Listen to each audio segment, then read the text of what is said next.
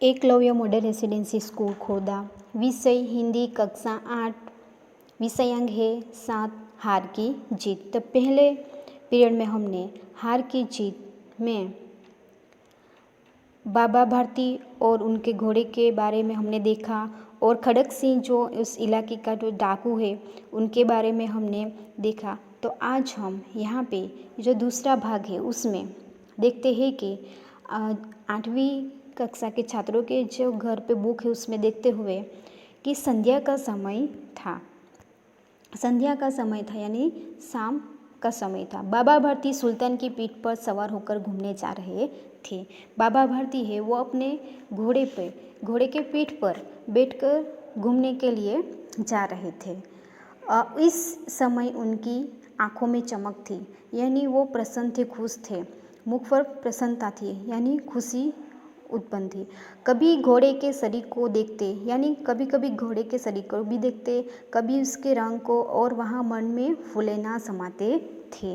तो जब बाबा भारती शाम को संध्या के समय वो सुल्तान की पीठ पर सवार होकर घूमने गए तब उनकी आंखों में भी चमक थी, वो प्रसन्न थे और घोड़े के शरीर को देखते, उनके रंग को, और वहाँ मन ही मन फूले ना समाते यानी बहुत खुश थे।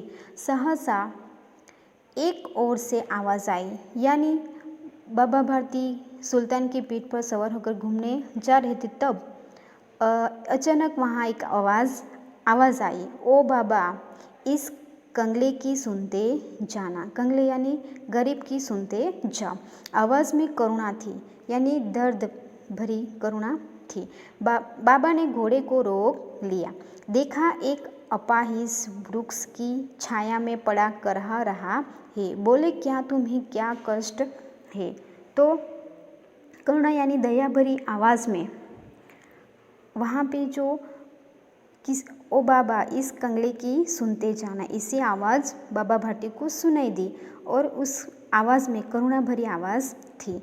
फिर बाबा भारती ने घोड़े को रोक दिया और वहाँ पे देखा तो उन्होंने कहा कि बोले क्या तुम्हें क्या कष्ट है? तो अपाहिज ने हाथ जोड़कर कहा यानी जो सामने वाली व्यक्ति थी उन्होंने कहा, अपाहिज यानी गरीब, तो बाबा मैं दुखियारा हूँ यानी उन्होंने कहा कि मैं दुखियारा हूँ। अपाहिज यानी विकलांग, अपाहिज यानी विकलांग।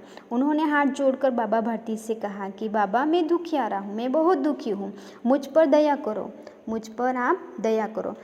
रामावाला यहाँ से 3 मील है, रामावाला यहाँ से 3 किलोमीटर दूर है, मुझे वहीं जाना है। तो जो विकलांग है अपाहिज है उन्होंने कहा कि मुझे वहाँ जाना है, घोड़े पर चढ़ा लो, परमात्मा भला करेगा।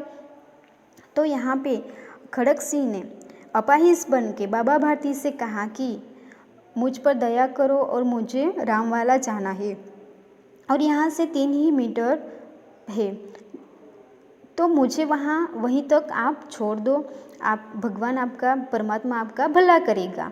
वहाँ तुम्हारा कौन है? दुर्गादत्त वेद का नाम सुना होगा, उनका सौतेला भाई हो।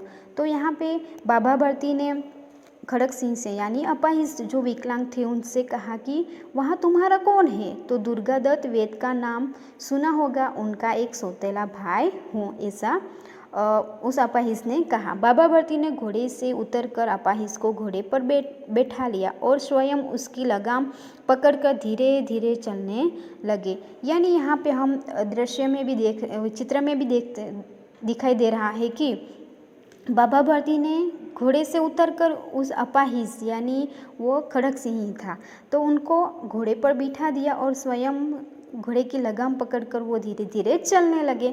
सहसा उन्हें एक झटका सा लगा और लगाम हाथ से छूट गई यानी जो लगाम है वो बाबा भारती के हाथ से छूट गई।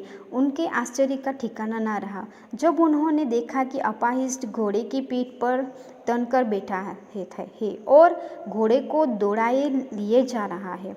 यानी जो अपाहिज था वो घोड़े को फीट से पकड़कर बैठा था और घोड़े को दौड़ाए जा रहा था। उनके मुख से भय, विस्मय और निराशा से मिली हुई चीख निकल आई।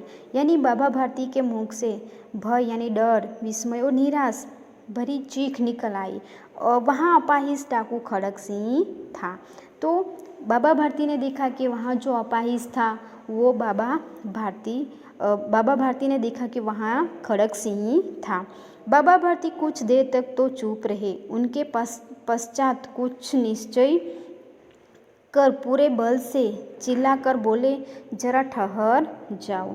तो यहाँ पे बाबा भारती ने कुछ देर तक तो चुप रहे और उसके पश्चात उन्होंने निश्चय कर पूरे बल से चिल्लाकर बोले, जरा ठहर जाओ, यानी थोड़ी देर रुक जाओ। खड़क सिंह ने आवाज़ सुनकर घोड़ा रोक दिया। यानी खड़क सिंह है उन्होंने घोड़ा रोक दिया। उसकी गर्दन पर प्यार से हाथ फेरते हुए कहा, बाबा जी यहाँ घोड़ा अब ना दूंगा। तो यहाँ घोड़ा अब ना दूंगा, यानी खड़क सिंह ने बाबा भारती से कहा कि यहाँ घोड़ा अब मैं नहीं दूंगा, मेरे पास ही ये घोड़ा आ गया। तो मगर एक बात सुनते जाओ। खड़क सिंह ठहर गया। बाबा भारती ने कहा कि मगर एक बात सुनते जाओ, और खड़क सिंह वहाँ पे रुक गए। बाबा भारती ने निकट जाकर उसकी ओर ऐसी आंखों से देखा जैसे बकरा कसाई की ओर देखता है। तो यहाँ पे खड़क सिंह वहाँ पे रुक गया और बाबा भारती ने निकट जाकर ऐसी आंखों से देखा कि जैसे खड़क सिंह की आंखों में भी खड़क सिंह ने उनकी आंखों में ऐसा दया भरी दृष्टि से देखा कि फिर कहा, यहाँ घोड़ा तुम्हारा हो चुका। यानी बाबा भारती ने खड़क सिंह से कहा कि अब ये घोड़ा तुम्हारा हो चुका, मैं तुमसे इसे वापस करने के लिए नहीं कहूँगा। अभी बाबा भारती ने खड़क सिंह से कहा कि मैं तुमसे उस घोड़े को वापस करने के लिए अभी नहीं कहूँगा, परंतु खड़क सिंह केवल एक प्रार्थना करता हूँ, उसे अस्वीकार न करना, नहीं तो मेरा दिल टूट जाएगा। यानी बाबा भारती ने खड़क सिंह से कहा कि मैं तुम्हें एक प्रार्थना करता हूँ, वो अस्वीकार ना करना, यानी उसका इनकार मत करना, नहीं तो मेरा जो दिल है वो टूट जाएगा। बाबा जी आज्ञा कीजिए, मैं आपका दास हूँ, केवल यहाँ घोड़ा ना दूंगा। यानी खड़क सिंह ने कहा कि बाबा मैं आपका दास हूँ, मगर ये जो घोड़ा है वो मैं आपको नहीं दूंगा। अब घोड़े का नाम ना लो, मैं तुमसे उसके विषय में कुछ ना कहूँगा। मेरी प्रार्थना केवल यह है कि इस घटना को किसी के सामने प्रकट ना करना। बाबा भारती ने खड़क सिंह से कहा कि जो कुछ भी घटना बनी वो किसी से ना कहना। खड़क सिंह का मुँह आश्चर्य से खुला ना रहा गया, यानी आश्चर्यचकित हो गया। उसका विचार था कि उसे घोड़े को लेकर यहाँ से भागना पड़ेगा, परंतु बाबा भारती ने स्वयं उससे कहा, इस घटना को किसी के सामने प्रकट ना करना, इससे क्या प्रयोजन सिद्ध हो सकता है। खड़क सिंह ने बहुत सोचा, परंतु सिर मारा, परंतु कुछ समझ ना सका। हार कर उसने अपनी आंखों बाबा भारती के चेहरे पर गड़ा दी और पूछा, बाबा जी इसमें आपको क्या डर है। यानी जो कुछ भी घटना बनी वो खड़क सिंह को बताया गया कि किसी के सामने इस घटना के बारे में प्रकट ना करे तो सही है, पर हार कर उसने अपनी आंखों बाबा भारती के चेहरे पर गड़ा कर दी। यानी पूछा कि बाबा जी उसमें आपको क्या डर है, यानी मैं किसी को बताऊं या ना बताऊं, आपको उसमें क्या डर है। सुनकर बाबा भारती ने उत्तर दिया। फिर बाबा भारती ने खड़क सिंह को उत्तर दिया, लोगों को अगर इस घटना का पता लग गया तो वे किसी गरीब का विश्वास ना करेंगे। यहाँ कहते कहते उन्होंने सुल्तान की ओर से इस तरह मुँह मोड़ लिया जिससे उनका कोई संबंध ही नहीं रहा था। यानी बाबा भारती ने खड़क सिंह को बताया कि लोगों को अगर इस घटना के बारे में पता चल जाएगा तो किसी गरीब पर विश्वास ना करेंगे, और कहते कहते सुल्तान और उनके बीच में कुछ संबंध ही नहीं रहा। इस तरह उन्होंने वहाँ से मोड़ दिया। बाबा भारती चले गए, परंतु इसके शब्द खड़क सिंह के कानों में इस प्रकार गूंज रहे थे, बाबा भारती वहाँ से चले गए। पर खड़क सिंह के कानों में जो बाबा भारती के जो शब्द थे, जो उन्होंने जो कहा था, वो उनके अंदर ही अंदर गूंज रहे थे। सोचता था कैसे उच्च विचार है, यानी बाबा भारती के कैसे उच्च विचार है, पवित्र भाव है। उन्हें इस घोड़े से प्रेम था। इसे देखकर उनका मुख फूल की नाई खिल जाता था। कहते थे, इसके बिना मैं न रह सकूँगा, इसकी रखवाली में वे कई रात सोए नहीं, भजन भक्ति ना कर रखवाली करते रहे। परंतु आज उनके मुख पर दुख की रेखा तक दिखाई ना पड़ती थी। उन्हें केवल यहाँ ख्याल था कि कहीं लोग गरीबों पर विश्वास करना ना छोड़ दें। ऐसा मनुष्य नहीं देवता है। यानी बाबा भारती ने कहा था कि गरीबों पर विश्वास करना ना छोड़ दे, यानी ये जो घटना के बारे में पता चल जाएगा तो गरीबों पर विश्वास करना ना छोड़ दे। यानी ये जो वाक्य बोला तो खड़क सिंह के मन में दया भरी वो सोच में पड़ गए। तो उन्होंने सोचा कि मनुष्य नहीं, वो देवता है। रात्रि के अंधकार में खड़क सिंह बाबा भारती के मंदिर में पहुंचा। चारों ओर सन्नाटा था। आकाश में तारे टिमटिमा रहे थे। थोड़ी दूर पर गांव के कुत्ते भौंक रहे थे।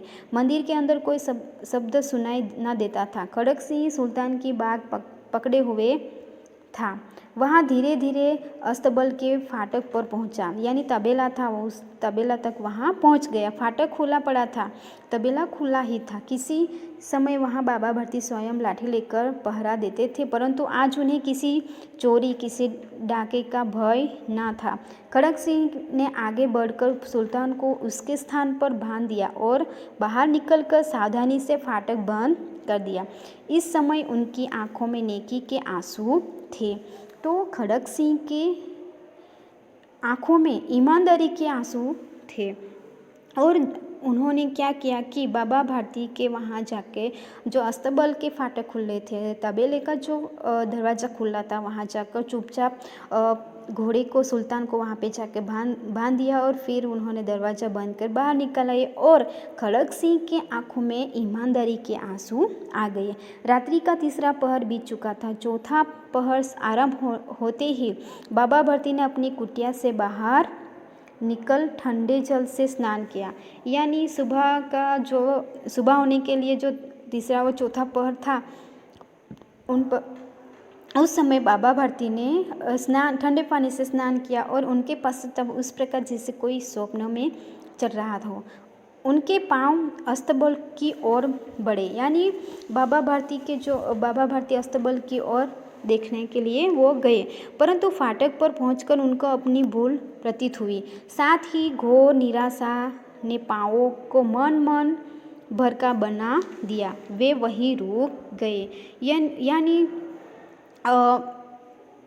बाबा भारती अपने मन को मना नहीं सकते थे और वहाँ तबेले के पास पहुँचना चाहते थे, पर उनके पाँव है वो रुक से गए। घोड़े ने अपने स्वामी के पाँवों की चाप को पहचान लिया और जोर से हिनहिनाया यानी घोड़े की आवाज़ आई।